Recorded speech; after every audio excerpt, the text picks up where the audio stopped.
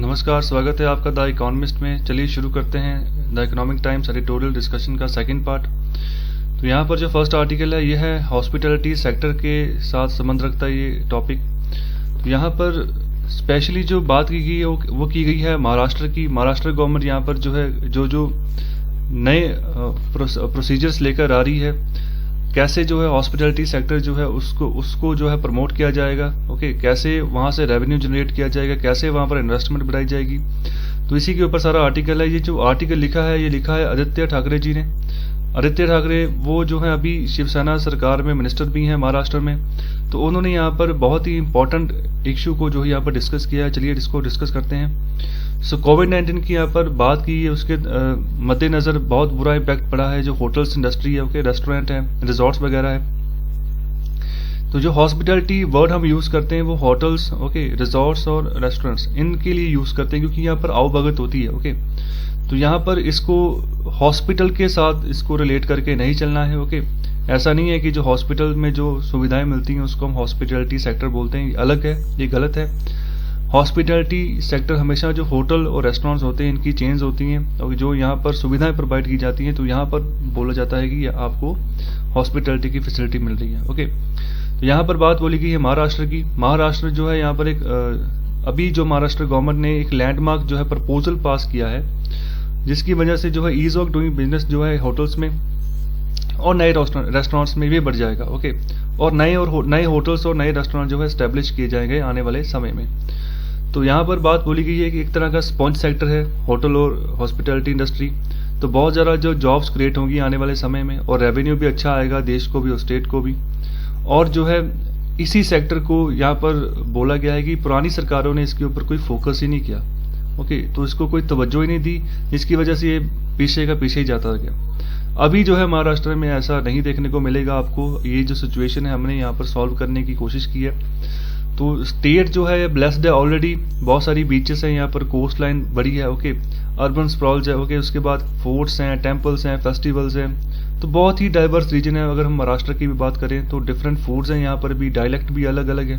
Okay, कहीं पर कोंकणी बोली जाती है, ओके, कहीं पर मराठी है, और भी मराठी में भी वेरिएशंस आ जाती हैं। और जो है खजाना भी है, कल्चरल खजाना भी बहुत सारा है, हिस्टोरिकल जो है हिस्ट्रीज भी बहुत ज़्यादा है यहाँ पर। तो जो कि ये पूरे देश को अगर बात करें या स्टेट को बात करें तो हमें एक दूसरे से जो है बांध कर रखती है, बाइंड करके रखती है। आगे यहाँ पर बात बोली गई है, इसको हम डिस्कस करते हैं कि जो हॉस्पिटैलिटी की जो यहाँ पर स्कोप है, ओके, महाराष्ट्र में यहाँ पर बहुत ज़्यादा है। ओके, तो यहाँ पर अभी भी जो बात बोली जा रही है कि इनसफिशिएंट नंबर ऑफ होटल्स हैं। अब महाराष्ट्र में अगर कोई भी बाहर से टूरिस्ट आता है, ट्रैवलर आता है, तो यहाँ पर अगर घूमना चाहता है तो उसको पर्याप्त मात्रा में इतने होटल नहीं है कि जितने सैलानी यहाँ पर आए तो उनको जो है यहाँ पर उनकी आवभगत की जा सके। तो यहाँ पर बात बोली गई है कि जो अगर पकवान की बात बोले, ओके, क्यूजन्स का मतलब होता है पकवान। बहुत तरह के पकवान महाराष्ट्र में पाए जाते हैं। हर 50 किलोमीटर बाद आपको एक टेस्ट में चेंज नजर आएगा, एक नया पकवान आपको, नई डिश जो है वहां पर आपको मिलेगी। लेकिन वो बाहर ही नहीं आ पाती, ट्रैवलर्स के सामने आ ही नहीं पाती, टूरिस्ट के सामने आ ही नहीं पाती। रीजन क्योंकि वो मेन्यू कार्ड पे नहीं चढ़ती। मेन्यू कार्ड पे मतलब कहने का ये है कि होटल्स और जो रेस्टोरेंट्स हैं उनकी बहुत कमी है। ओके, अगर हर एक 50 किलोमीटर के बाद आप देखोगे तो नया पकवान है, कोई नई डिश है, कोई नया स्वाद है। तो अगर वो खुद होटल खोलेंगे वो लोग, ओके, तो रेस्टोरेंट खोलेंगे तो वो लोगों को चखा सकते हैं। ओके, तो आने वाले समय में क्या होगा, जो टूरिज्म वो बढ़ जाएगा उनके पास। तो यही एक बड़ा रीजन है कि जो इतनी बड़ी वैरायटीज हैं वो पीछे रह जाती हैं, वो आगे नहीं आ पाती क्योंकि होटल्स, रेस्टोरेंट्स वगैरह इनकी बहुत कमी है। क्यों कमी है इसके बारे में इन्होंने बताया है। सबसे बड़ा रीजन ये है कि जो इसका प्रोसीजर है ना, कि किसी भी होटल को आपने अगर खोलना है तो उसके लिए आपको 70 तरह के लाइसेंस लेने होंगे। ओके, और 70 अलग अलग एप्लीकेशंस आपको फाइल करनी होगी। और भी जो सेल्फ सर्टिफिकेट्स हैं वो भी बहुत तरह के जो आपको फाइल करने होंगे। तब जाके आपको होटल जो है उसकी परमिशन मिलती है कि हाँ आप जो है होटल या रेस्टोरेंट खोल सकते हैं। तो यहाँ पर जो मिनिस्टर्स हैं कि उन्होंने बात बोली है कि एज ए मिनिस्टर जब मैंने इसको रिव्यू किया अपने डिपार्टमेंट में, इसको देखा तो मुझे एक तरह जोक की तरह ये लगा कि होटल और रेस्टोरेंट के साथ हम क्या कर रहे हैं। ओके, उनको हम जिस तरीके से वहां पर उनको फैसिलिटेट करना चाहिए था वो हम नहीं कर रहे हैं। ओके, तो यहाँ पर एक तरह की लाइन लगाई हुई है लाइसेंस की और सर्टिफिकेशन की। ओके, तो यहाँ पर इन्होंने काम शुरू कर दिया, अपने जो मल्टीपल डिपार्टमेंट्स थे, स्टेक होल्डर्स, ओके, वो देखा, जो ऑफिस थे, फाइल्स थे, पेपर वर्क था, एप्लीकेशन थी, ओके, और जो उनके रिप्लाई जो थे वो सब, जो ये डिपार्टमेंट का जो मिला जुला झोलमाल चल रहा था, बहुत ही कॉम्प्लिकेटेड था। तो अभी इनको एक जोक की तरह लगा, और साथ ही बात ये बोल रहे हैं कि इसको और ज़्यादा नहीं चलने देंगे हम। महाराष्ट्र का जो है अपना एक स्टेटस है, वो अट्रैक्ट कर सकता है बहुत सारे इन्वेस्टर्स को इस इंडस्ट्री में, ओके, हॉस्पिटलिटी में। तो साथ ही साथ उन्होंने बोला है जो उनके कोलीग हैं, ओके, मिनिस्टर हैं, वो भी रीति तटकरे जी, वो टूरिज्म और कल्चरल अफेयर जो है उसके जो प्रिंसिपल सेक्रेटरी हैं वल्सा नायर जी, ओके, और जो इंटायर डिपार्टमेंट है उसको काम पे लगा दिया है, ओके, और भी जो डिपार्टमेंट्स के साथ अलग अलग मीटिंग की जा रही है, ओके, सरकार के साथ मीटिंग की जा रही है, और डिसाइड किया जा रहा है कि जो स्टेटस है अभी महाराष्ट्र का, इसको टूरिज्म के अगर हवाले से हम देखें तो इसको चेंज करें, और यहाँ पर जो है की इन्वेस्टमेंट सेक्टर है हॉस्पिटलिटी सेक्टर, जिसको आने वाले समय में अगर हम फैसिलिटेट करते हैं तो पूरे वर्ल्ड में ये जो है अपनी पहचान बना सकते हैं। तो यहाँ पर ये बात बोली गई है ऑथर के द्वारा। सो आगे बात की जा रही है कि अभी जो है एक स्टैंड लिया है, हमारी कैबिनेट ने अप्रूवल दिया है कि आज के बाद 70 तरह के लाइसेंस हम खारिज करते हैं, सिर्फ 10 तरह के लाइसेंस लेने होंगे अगर आपने होटल खोलना है। इसके अलावा जो एप्लीकेशंस थी, पहले 70 तरह की एप्लीकेशन देनी पड़ती थी, अब वो भी जो है सिर्फ 8 कर दी गई हैं, और सेल्फ सर्टिफिकेशन अभी जो है 9 कर दिए गए हैं, पहले ये 15 थे। तो और इम्पोर्टेंटली बात की गई कि ये जो सब काम होगा, ये 10 लाइसेंस भी अगर इशू करने हैं ना, तो टाइम बाउंड मैनर में होगा, मतलब टाइम दे दिया जाएगा कि इतने टाइम में आपको ये लाइसेंस इशू होगा, तो उसी टाइम में लाइसेंस इशू होगा, ओके, ऑनलाइन और ट्रांसपेरेंट इसको रखा जाएगा। और ये भी काम कर रहे हैं कि एक तरह का रिलेशनशिप मैनेजर जो है एम्प्लॉय करेंगे, जो एप्लीकेंट होगा जिसने फाइल किया है होटल खोलने के लिए, उसको फैसिलिटेट करें, ओके, अच्छा रिलेशन जो है उसके साथ बनाए, उसको फैसिलिटेट करें, ना कि एक्सप्लॉइट करें। तो लास्ट में बात बोली गई कि जो हमारे देश का कल्चर है वो हमें सिखाता है कि अतिथि देवो भव, मतलब कि जो गेस्ट है वो परमात्मा की तरह। तो इसी चीज को हम जो है आगे फर्दर प्रमोट कर रहे हैं। अगर जो गेस्ट है उनको जो चीज चाहिए, क्या चाहिए, उनको टेम्पल चाहिए, तो गेस्ट यहाँ पर जो गेस्ट है उनको हम गॉड कहते हैं, तो उस गॉड को टेम्पल चाहिए, मंदिर चाहिए। तो मंदिर क्या है, जो होटल्स, ओके, तो जो भी जितने तरह की हर्डल्स हैं वो अभी यहाँ पर हम खत्म कर रहे हैं, ओके, और ज्यादा यहाँ पर हर्डल हम नहीं होने देंगे। इंश्योर करेंगे जो होटल, रेस्टोरेंट और जो रिजॉर्ट है उनको जो हम फैसिलिटेट ही नहीं, हालांकि बल्कि उनको इंश्योर करेंगे कि easiest way of doing business हम प्रोवाइड करें आने वाले समय में। तो ये था आर्टिकल, अच्छा आर्टिकल था। तो होटल इंडस्ट्री भी जो है अभी थोड़ा काफ़ी इसको धक्का लगा है, शॉक लगा है कोविड-19 की वजह से।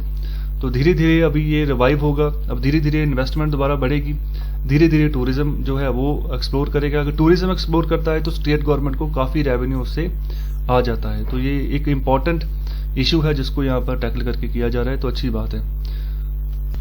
सो ये जो आर्टिकल है ये है इंडिया यूएस जियो स्पेशियल एग्रीमेंट के बारे में। यहाँ पर जो एग्रीमेंट का जो नाम है वो है BECA, basic exchange cooperation agreement, okay, for geospatial cooperation. तो नाम है बेसिक एक्सचेंज कोऑपरेशन एग्रीमेंट, सिर्फ इतना ही है बिका, ओके। तो अभी न्यू दिल्ली जो है वो इंडिया यूएस 2+2 ये मीटिंग, मिनिस्ट्रियल मीटिंग जो है हेल्ड करने जा रहा है अक्टूबर 26-27 को। तो ये 2+2 का मतलब होता है कि दोनों साइड से दो मंत्री जो है यहाँ पर बैठ के मीटिंग करेंगे, एक फॉरेन मिनिस्टर और एक डिफेंस मिनिस्टर। तो यहाँ पर जो बात करेंगे वो जो लास्ट कंटेंट यहाँ पर बात की गई है कि जो हमारे फाउंडेशनल एग्रीमेंट्स हैं, ओके, उनके ऊपर यहाँ पर बात करेंगे। तो अभी का एग्रीमेंट चल रहा है वो है बेसिक एक्सचेंज एंड कोऑपरेशन। तो जियो स्पेशियल कोऑपरेशन यहाँ पर की जाएगी, स्पेस में जो सैटेलाइट चल रहे हैं उनका कैसे यूज करें दोनों मुल्क मिलकर, ओके।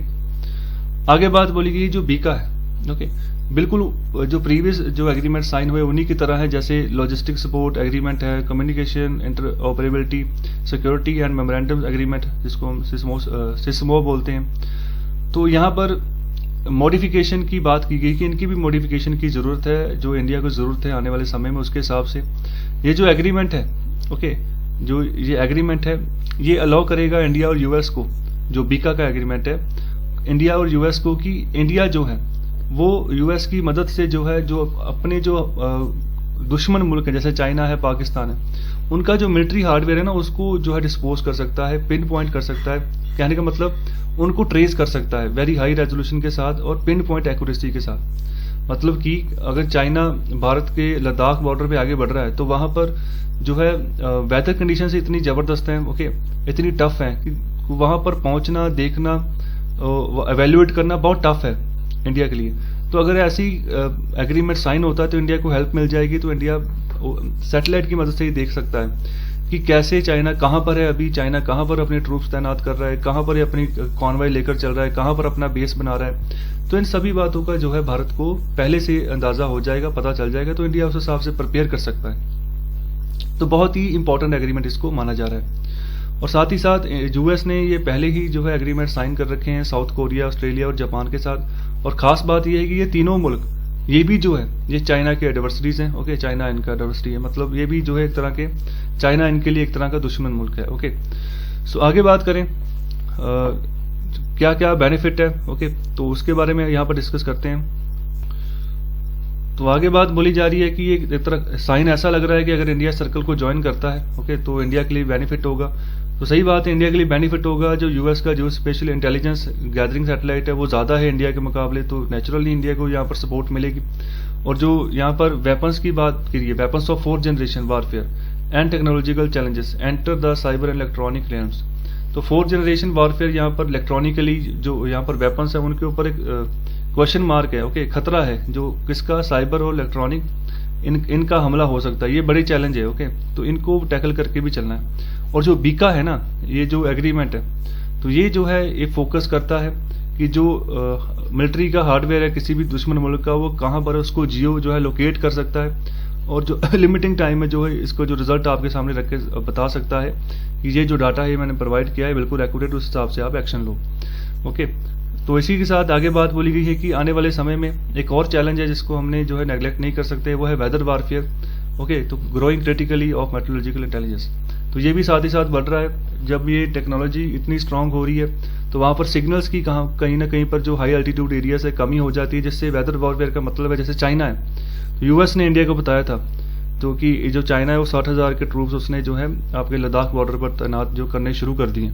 तो माइक पोम्पियो की ये स्टेटमेंट आई थी, ये फॉरेन सेक्रेटरी है यूएस के, तो उन्होंने इंडिया को ये इतला की थी। ओके, तो आगे यहाँ पर बात बोली गई है मई 2019 में यहाँ पर यूएस का फेडरल कम्युनिकेशन कमीशन है, एफसीसी बोलते हैं, उसने बोली लगवाई थी 24 गीगाहर्ट्ज बैंड के ऊपर जो 5G टेलीकॉम है ऑपरेटर्स, उनको बुलाया गया था 5G स्पेक्ट्रम जो थे वो बांटने के लिए। ओके, तो यहाँ पर जो ऑक्शन हुई थी ये हुई थी बात यहाँ पर बोलना चाहूँगा, जो एक ऑक्शन हुई थी थोड़ी सी चिंताएं व्यक्त की गई थी इस ऑक्शन के दौरान। किनके द्वारा, एक US national oceanic and atmospheric administration जिसको नोवा बोलते हैं, एंड दूसरा है नासा। ओके, तो इनके द्वारा थोड़ी सी चिंता जताई गई थी, फिर भी यहाँ पर जो ऑक्शन कर दी गई 24 गीगाहर्ट्ज बैंड के ऊपर।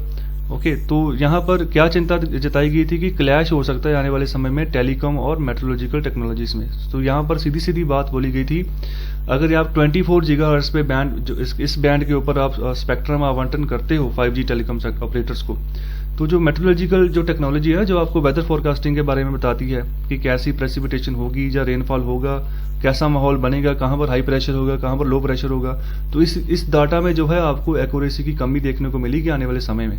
ओके, तो यहाँ पर ये दोनों बड़ी साइंटिफिक एजेंसीज हैं जिन्होंने चिंता व्यक्त की। ओके, तो यहाँ पर 24 गीगाहर्ट्ज के ऊपर ये बात कर रहे हैं कि वेदर मॉनिटरिंग के जो इंस्ट्रूमेंट है, ओके, तो जो कि इंक्लूडिंग जो सैटेलाइट सेंसर हैं that measure water vapour in the atmosphere and precipitation, जो मेजर करते हैं कि बारिश होगी या नहीं होगी, वो जो है can not also be assign to 5G networks as it can interferes with monitoring cloud cover and precipitation. तो आप उन्हीं जो है आप उनको 5G नेटवर्क जो है उसी बेस के ऊपर आप उनको नहीं बांट सकते, क्योंकि आप सेम 24 गीगाहर्ट्ज के ऊपर अगर आप उनको 5G स्पेक्ट्रम बांट देते हो तो आने वाले समय में जो मॉनिटरिंग है, ओके, उसका जो इंटरफेस है जैसे कोई वेदर फोरकास्टिंग करते हैं तो उसमें जो है गिरावट आ जाएगी, पता नहीं चल पाएगा कि प्रेसिपिटेशन होगी या नहीं होगी, बारिश होगी या नहीं होगी। तो नहीं पता चल पाएगा तो आप प्रिपेयर ही नहीं कर पाओगे कि डिजास्टर आएगा कि नहीं आएगा। जब पता ही नहीं चल पाएगा तो फिर 1980s जैसी जो सिचुएशन हो जाएगी कि बाढ़ आई है, ठीक है, तो उसका सामना करो।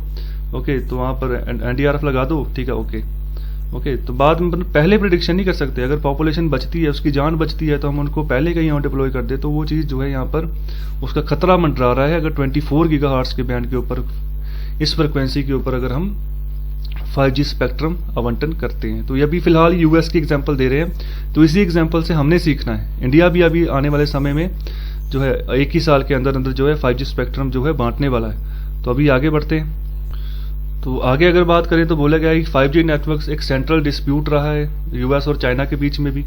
ओके, जैसे हुआवे पर बैन लगा दिया था यूएस ने, तो चाइना की कंपनी थी हुआवे, तो ये भी एक सच्चाई है। उन्होंने बोला कि 5G नेटवर्क जो है वो हायर स्पीड प्रोवाइड करेगा लो लेटेंसीज के ऊपर प्रीवियस जनरेशन नेटवर्क्स के मुकाबले। लेकिन यहाँ पर जो एयर वेव्स है ना 24 गीगाहर्ट्ज के ऊपर, अगर इस बैंड के ऊपर चलती हैं तो ज़्यादा लंबा डिस्टेंस वो ट्रैवल नहीं कर पाएंगी।